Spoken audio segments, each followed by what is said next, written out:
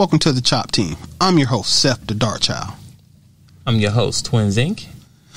Our show is about two guys and any friends that happen to come over with a topic that we want to chop up. This is our barbershop style podcast. We discuss it all. If the fellas at the shop will go in on it, we will. Let's chop it up. What's going on, good people? Happy Friday. And then to people who listen to this on Monday, good morning. So, we here, back at it.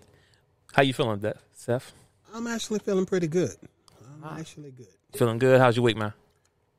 Over. I mean, That's true. all. Hey, right. It's over. We're here. It's Friday. Well, you know how you get closer to a holiday?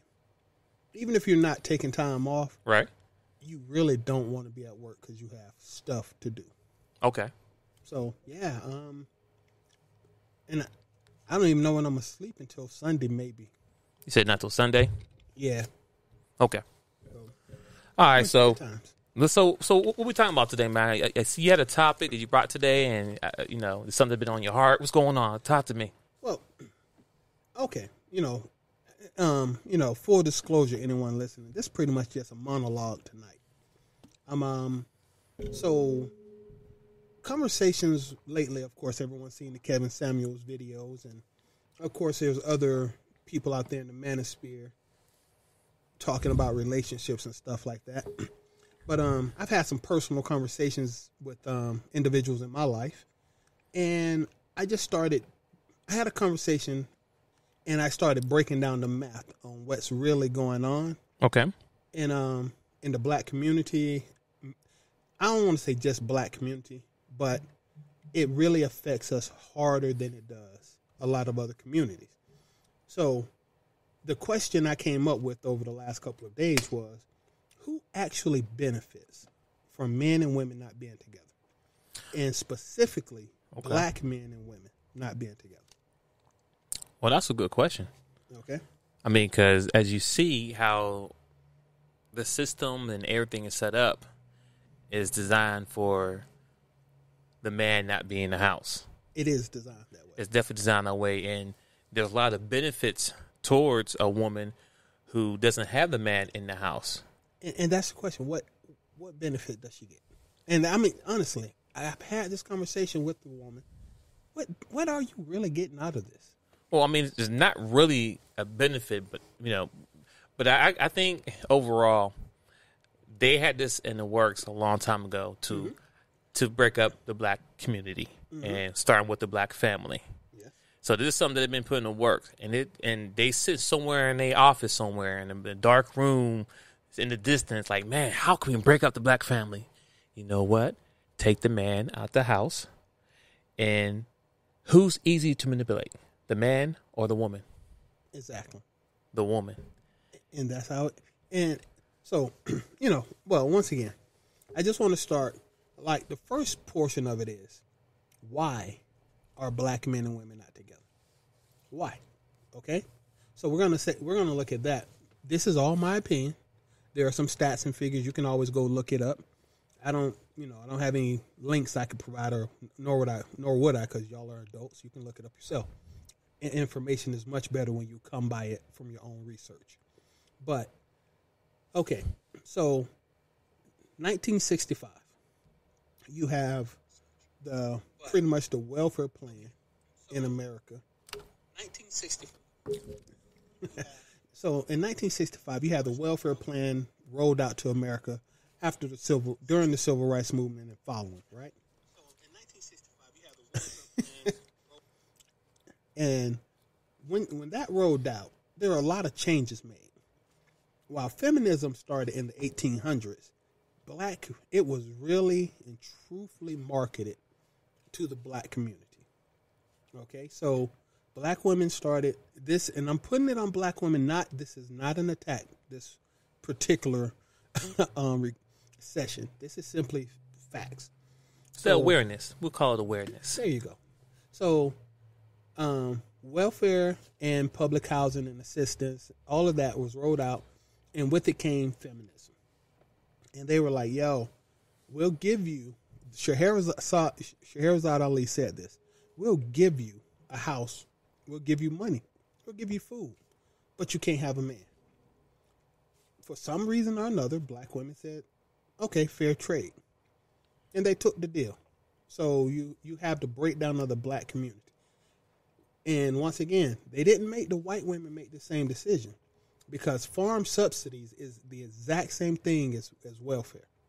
The farmers got farm subsidies, but they didn't tell the white woman, you can't have a husband in the house to get these subsidies. But if you want to live in public housing in an urban area, you can't have a man in the house. And even when your son turned 18, he got to get out. But guess what could happen when your daughter turned 18 in public housing? She can stay. And if she's lucky enough to get pregnant before she turns 18, we'll just give her an apartment. He said, wow. He said, if she's lucky to get pregnant. I'm just rolling it out. I'm just... No.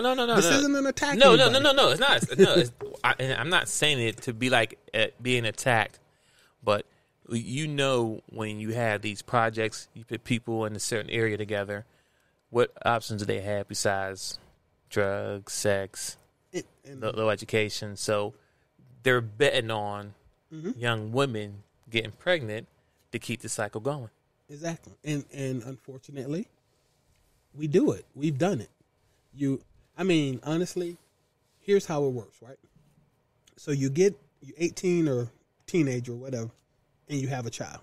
You can get in public housing. If you stay in public housing, there used to be a rule, don't know anymore, that if you stayed in public housing past a certain amount of time, you could actually remain in that public housing even after your children were grown. Right? If you've been living in the projects for 30 years, you can stay. There's no reason. How are we going to kick you out and tell you to get your own apartment when you're 55 years old? So what do? You stagger the kids you're having. You have a 10-year-old, 8-year-old, a 2-year-old, or 1-year-old. You're guaranteed to be in the projects for at least 30 years with just that breakdown. Right? Mm-hmm. So boom, your kids are staggered. You can stay. You don't have to move out. Just can't have a man. So you lose the ability to cooperate with the man.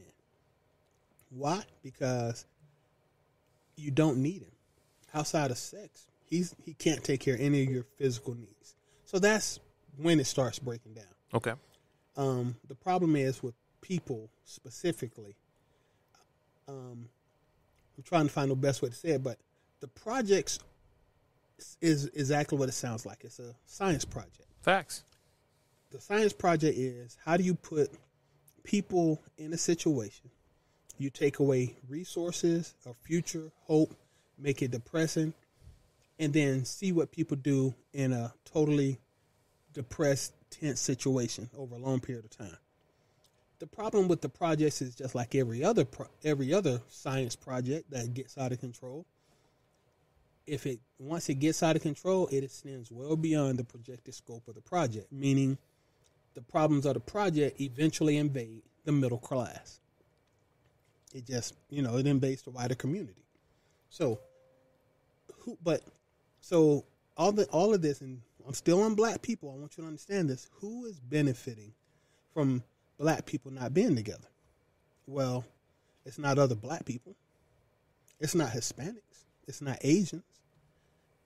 White supremacy benefits from black people not being together. Just to reiterate some stuff we said years ago, the civil rights movement was the black community based around the church with a father and a mother standing shoulder to shoulder for the betterment of the community. Mm-hmm.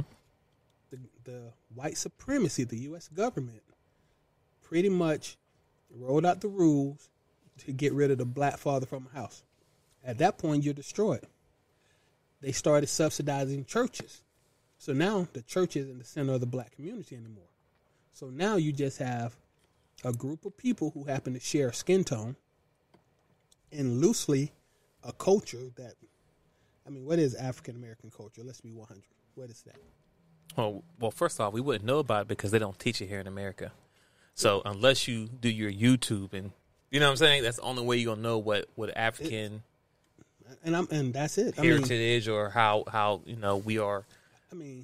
Go ahead, you got it. I mean, no, I mean, I'm not, because I can't argue. I mean, the closest thing I have to black culture is making sure I watch all Spike Lee movies. I mean, my son... Saka Zulu and all those, right? Exactly. Who all produced by white people. I mean, my son thought Denzel was Malcolm X. I mean... He played a good role, didn't he? What you gonna do? So, and I'm not knocking any part of that, but so white supremacy benefits from black people not being together. Now, you don't have to worry about an uprising in the streets. Who's gonna lead it? You don't have to worry about boycotting public services like they did in the civil rights movement. Once again, who's gonna lead it? They did their job. Now, I'm going to come back to specifically who benefits in a moment, but I just wanted to break down the numbers of what's really going on. Okay. So, I was thinking about myself personally, and I was like, how much does it cost me to be divorced from my wife and kids? Now, this is just raw numbers. Ooh, about to get real. I mean, and these are, if I had a chalkboard or something, it'd be easier. But, take out a pencil and paper. Call me on my math if you want to. But my mortgage, $1,200 a month. Okay. Well, let's say $1,000. It's easier. Yeah. $1,000. Utilities for 4 people, about $600. Food for 6 people per month, $600. These are raw numbers we can keep track of. Right. Health care through my job, $350. Entertainment, $300. Clothes monthly, about $300. And miscellaneous, another $200. All of that totals up on my paper, $330 a month. I mean, $3,000. Sorry, $3,300 a month. Okay. That's one household. No. But I got divorced. Okay. So how much is one person living in a household? I still got the same $1,000 a month rent. $200 for my utilities, cell phone, cable bill, light bill, $200. Food, $200 for groceries. Healthcare, since I'm only paying for myself, just $120. Right. Entertainment, $100 a month. I mean, I can go watch a movie or play pool, this whatever, $100 a month. Clothes, $50 a month. That's mostly dry clean. If I need to go shopping, but mostly, I don't have a clothing budget. Right. Okay.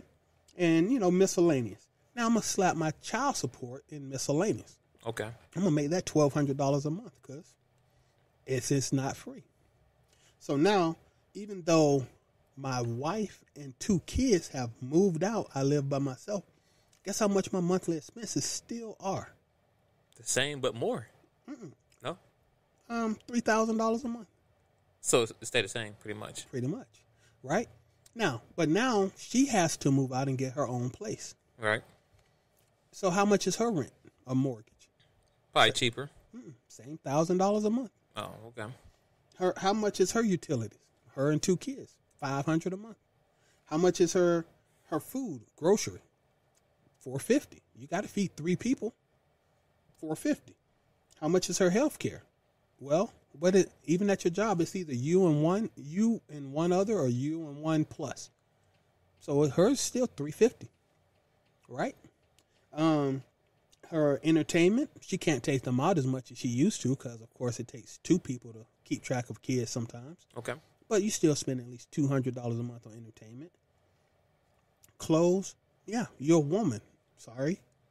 Your clothes budget is still about $200 a month.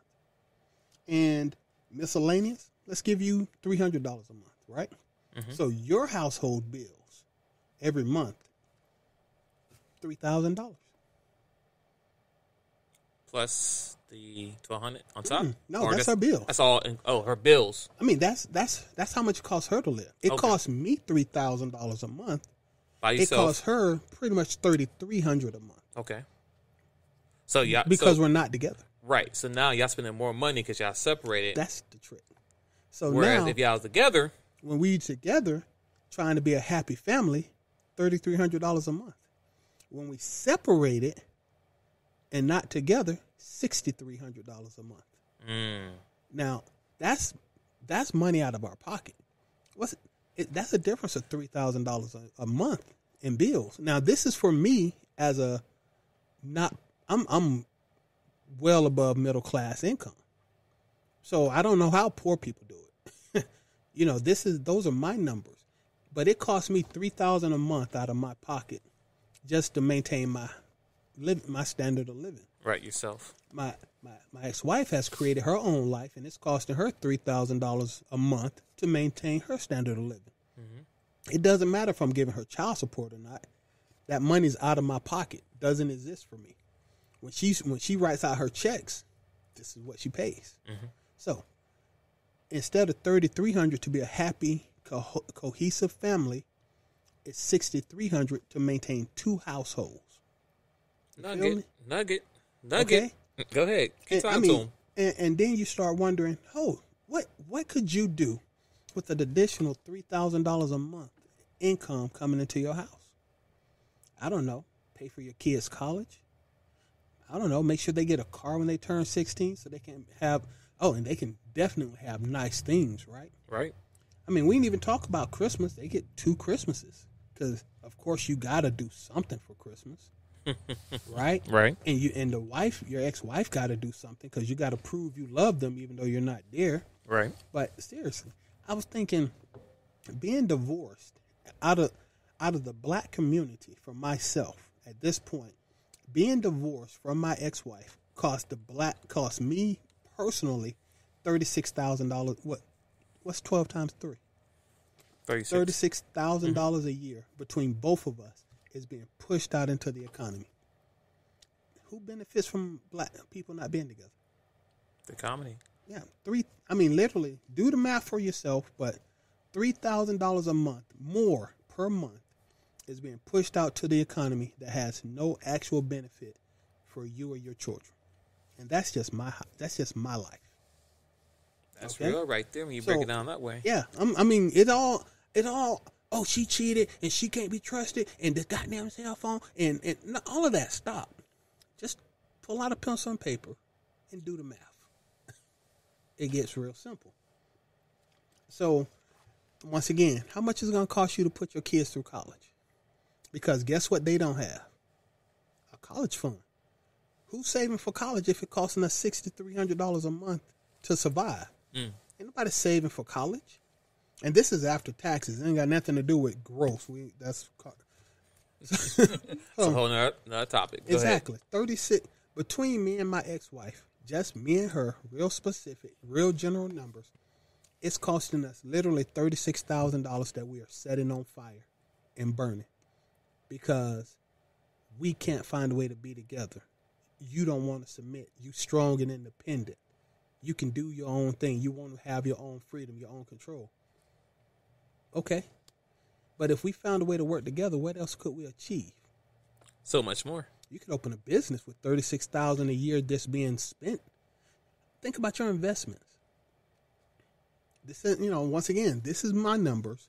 These aren't raw. These are raw numbers, but I'm well above middle class. I'm not working at McDonald's, but this is what people do when they get divorced. You have to maintain a whole nother household. That's money burned in the air. It's gone forever.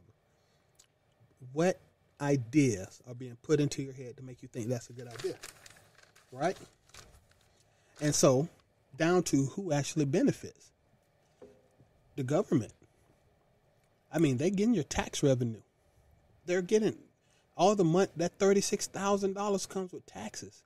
The two incomes you're taxing in 2 different households come with property taxes, vehicle taxes, straight up payroll taxes. All of that. The government makes all that money. The utility companies, they loving it, right? There's a Mr. and Mrs. Nolly who don't live together. And boom, both of them are paying light bills, gas bills, water bills, cell phone bills. Instead of one person paying, you got 2 incomes coming in. Straight up. Corporations.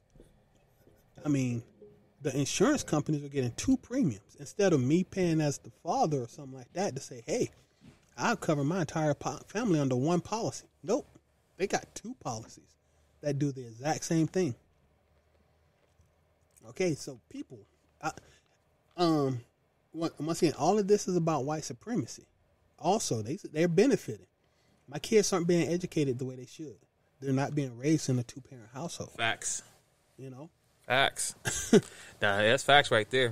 And I'm still not even finished or anything, but who benefits from us not being together?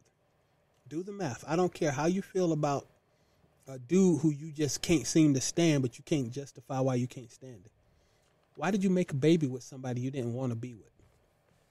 And even if you felt the need to get divorced, before 1980, you couldn't divorce anybody without a justifiable reason. In 1980, they came up with this thing called irreconcilable differences. What does that mean? I wonder who came up with that. I gotta look it up. Look it up. It's weird though, right? Right. And all of a sudden, the divorce rate went from like 27% to 80. Well, 50, but okay, it went from 27% to 50%. That's still a big jump. Huge jump. And who filed, and unfortunately in the black community, who files 83% of all divorces? The woman. Okay. But why? Once again, I'm going to put this on feminism, and it's feminism and white supremacy. Who benefits from me and you as a man and a woman not being together? Okay? It ain't got nothing to do with my black butt who can't seem to let the toilet seat down. You're just sick of putting the toilet seat down or washing. I'm sick of him wanting to eat food every day when he get home from work. That's an irreconcilable difference. He won't help me wash clothes. That's an irreconcilable difference. Who benefits from you feeling like you can't do this anymore? Who put that idea in your head that you shouldn't have to? All right? So, but who does it hurt when y'all aren't together? The next generation, aka the kids. It hurts me? Of course, it hurts everybody, but mainly it's going to be the generation because they see that and they believe, hey, that's how it's supposed to be. Exactly. And they start that cycle. And they start the cycle. So generation after generation after generation. You know, I'm first generation project kid. I'm, mid-40s, first generation. I'm in the 70s. There's been 3 other generations. You got the Gen X, Gen Z, the Millennials, the Zennials, whatever that is. So there's multiple generations of kids who are growing up who have been fed this cycle of dysfunction. And once again, we as a people, I'm begging brothers and sisters, if you're not benefiting from it, why are you doing it? When you say benefit, you talking about being in a relationship or you talking about divorcing? Or separating, whatever, or Same both? thing, all of it. Okay. Who does divorce benefit? Oh, we know. Exactly. We know that. You outline it right there. Is there clear, black and white? I'm trying to be simple, and I hope I make sense. I've been working on this thought, but your kids. Once again, between me and the exy, we're throwing away $36,000 a year, not being together. Who does that directly impact? We're not taking vacations. We're not generating memories. We don't have bonds. We dang on sure don't have retirement savings. Certain people get to buy an RV and drive across the country for, you know what I'm saying? Right. That's not happening in our family, is it? If I could drive across the country, I wouldn't do it with you. But guess what? We just threw $36K out the window. So there won't be an RV in our future, will there? And so, when you said 1980, or what year was that when it came out, the unrecyclable? 1980. Around 80. Mm-hmm. So. No fault divorce. No fault divorce. Long story short, that's what it comes down to it. Mm-hmm. I think that right there it was one big plan, one little seed that was planted, and it has gone exactly how they want it to go. Mm-hmm. Because if you look around now, like I said, you can either you're part of the system or you know people like that has a divided household. Exactly. And even to this day now, I know people who get married and separate so quickly. I mean, so quickly because someone might have did something wrong, right? Exactly. And you think about it, you never sit back and think like, wow, how come our like the real grandparents are, because I had a grandma, like I had a grandma and a granddad. They was old school. They weren't in their 40s. They was like 60, 70, 80. They was grandparents. But and I think they weren't married. The ones, long story short, they weren't married, right? But the point I'm trying to make is that they were still together. Is that, and they were happy, bruh. You know how you don't get the full truth until you get to a certain age. Yes. My granddaddy ran my grandmama crazy. They stayed together through thick and incredibly thin. You know what I'm saying? Mm-hmm. I mean, but you know what? 11 kids in, both of y'all stuck.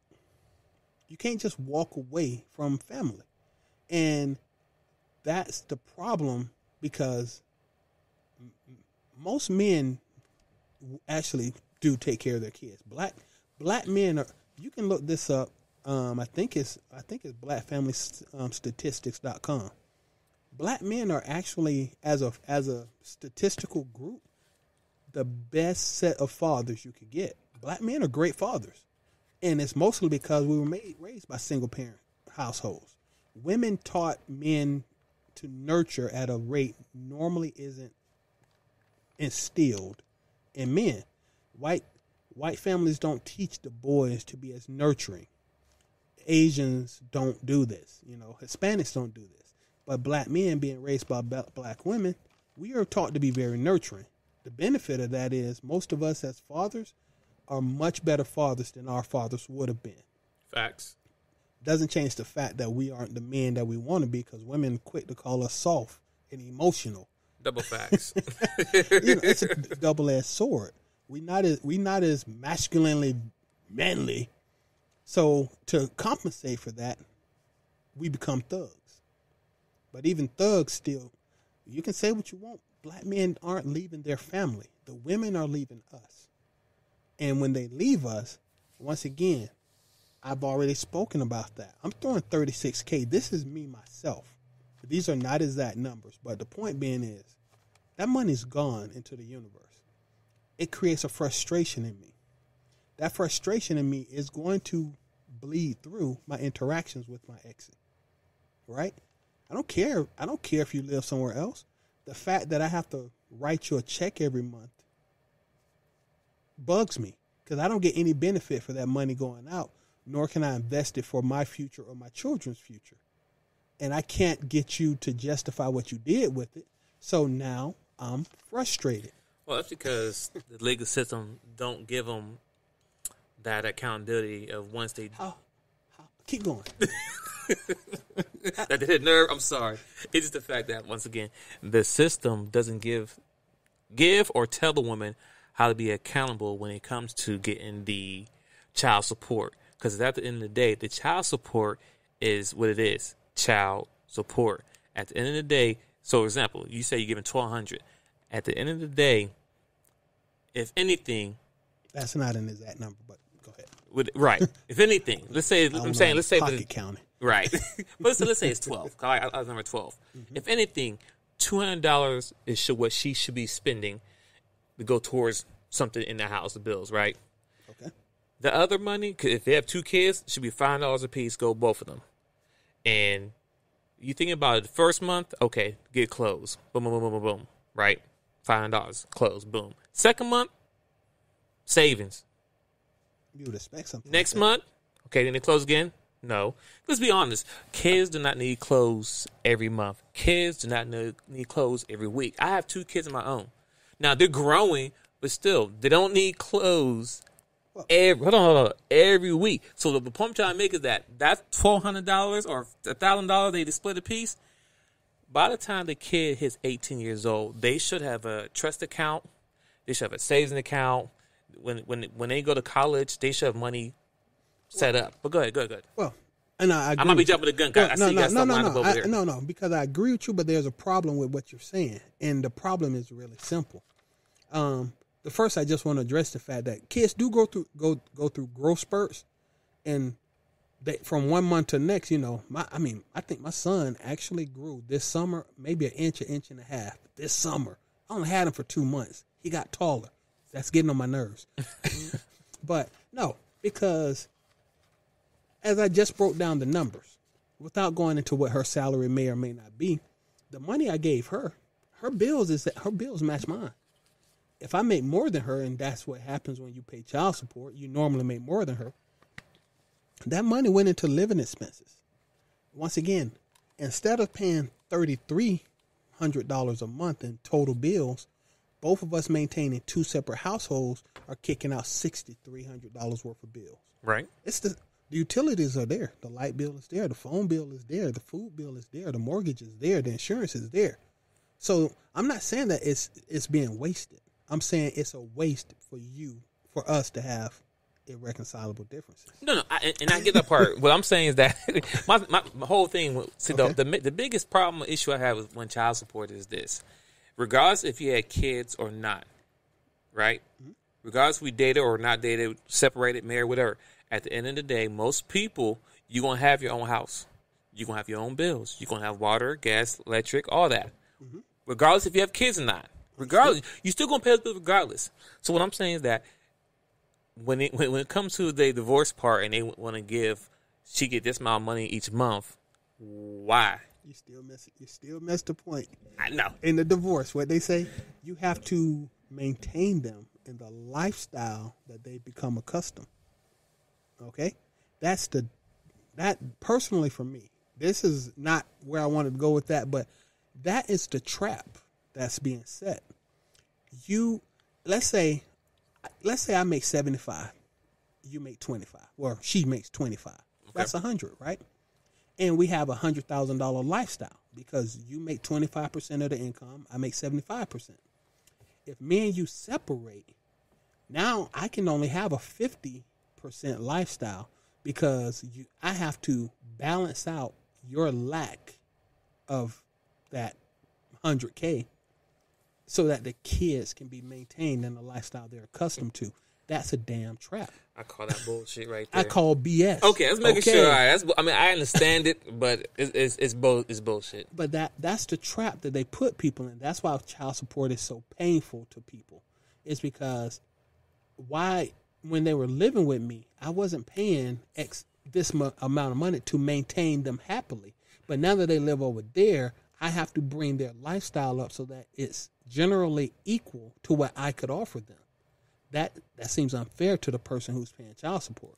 And okay, and I get that part that it want to keep the same lifestyle, right? Which is stupid because if you left, you chose to have a different lifestyle. That's where I was gonna go, because in most cases, not all, but most cases, the woman is automatically awarded the kids because mothers. We want to say automatically. We want to say 92-3% of the time. Shit, that's damn near. But I don't want to seem like it's all 100. I mean, okay.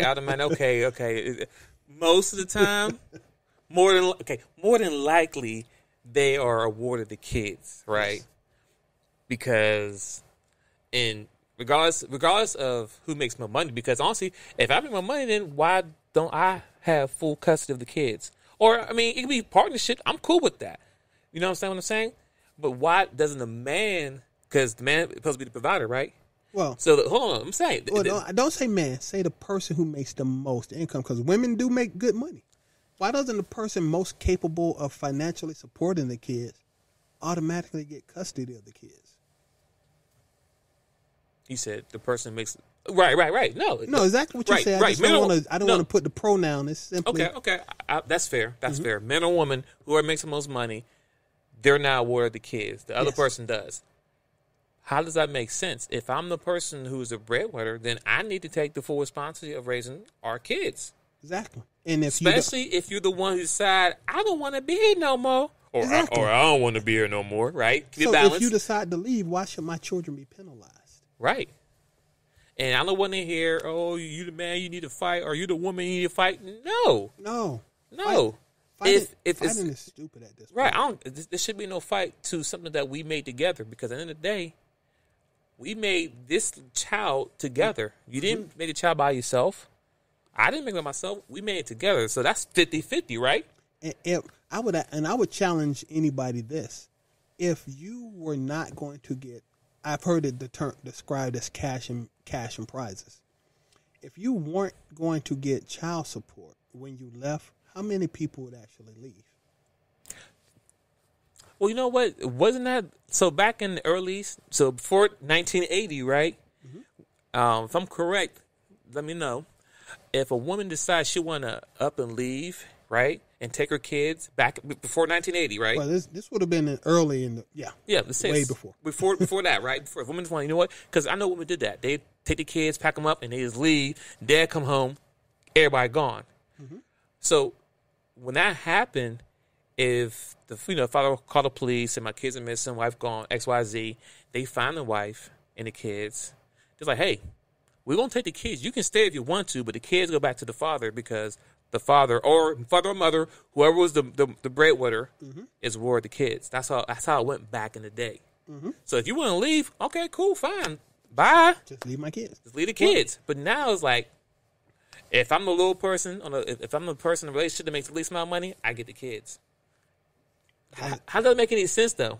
I don't, and honestly, and what are you showing? Like, kids are sitting back watching. How can the kids learn? So it's being taught. It's being taught. So if women and men are complaining about not having good people out there to find a date, well, you have to understand this: the person who raised them weren't the right person to raise them. And I'm still trying to be nice through it. I'm not saying anything negative like that. But I agree. But yeah, I don't know exactly when it changed, and of course we could always look that up. Right. But someone can look it up. But the point being is, if you're not, why is the person, in general sense of the word, the person least financially capable of keeping the kids is also the person most likely to get custody of the kids.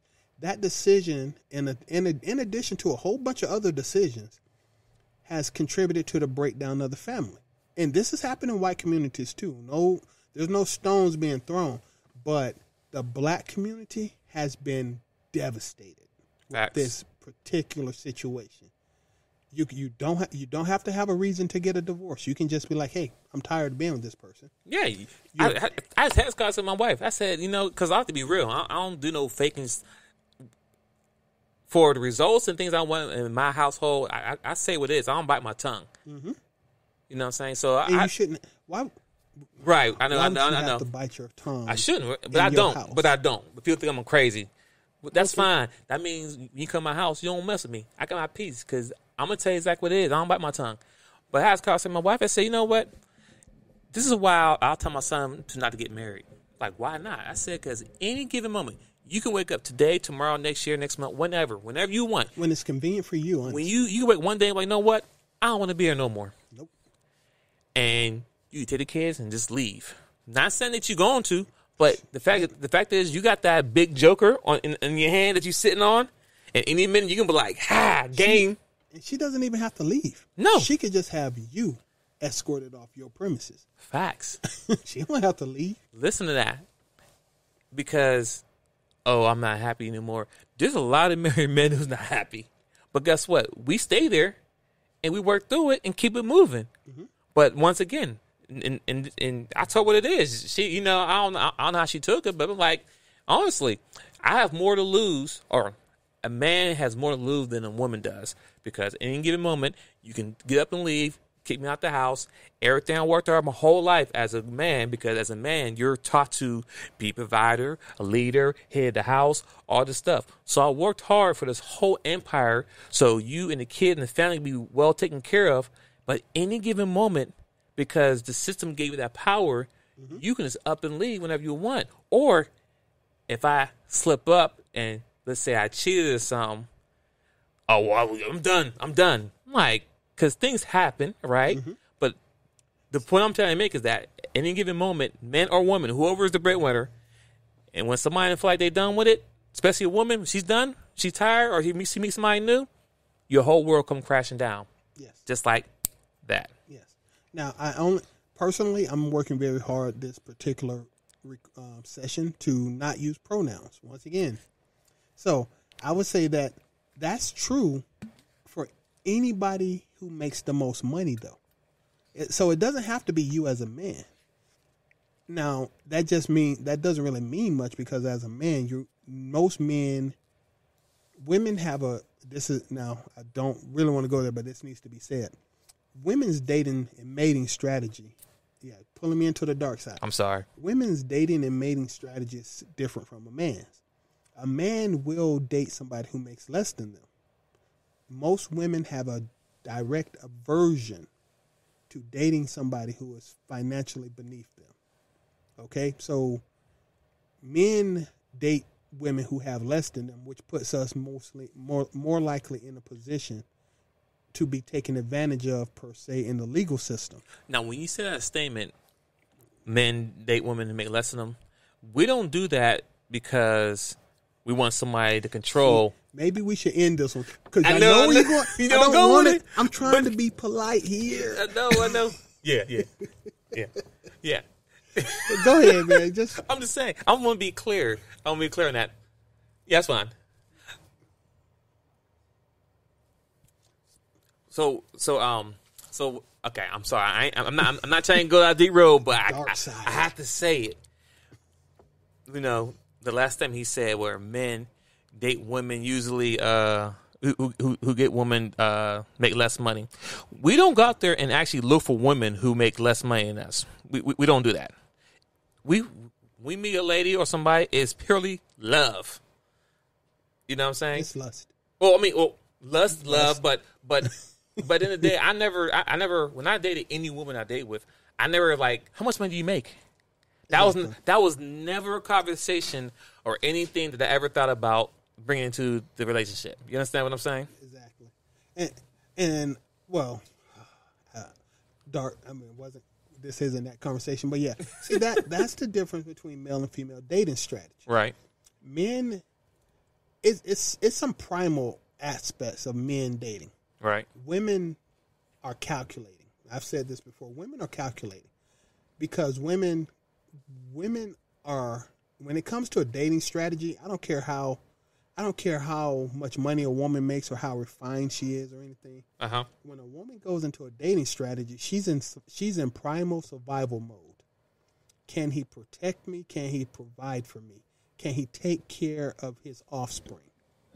Right? Right. And so women find it, in my opinion, and I can back it up if I had to, but listen, in my opinion, women don't date the same way men date.